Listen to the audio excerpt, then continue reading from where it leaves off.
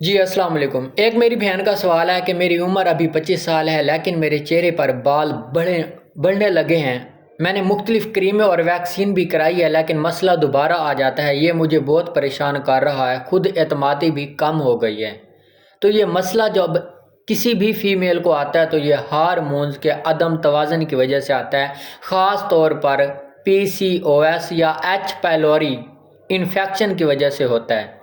جسم میں مردانہ ہارمون ٹیسٹوسٹیرون زیادہ ہونے سے چہرے پر بال بڑھ جاتے ہیں۔ خوش قسمتی اس کی یہ ہے آپ لوگوں کی کہ میں آپ کو اس کا بہترین علاج بتانے جا رہا ہوں۔ گاؤ زبان خشک 20 گرام، سنڈ خشک 15 گرام، دار چینی 10 گرام، مستگی رومی 10 گرام، شہد خالص 20 گرام لیں اور تمام کا صفوف بنا لیں۔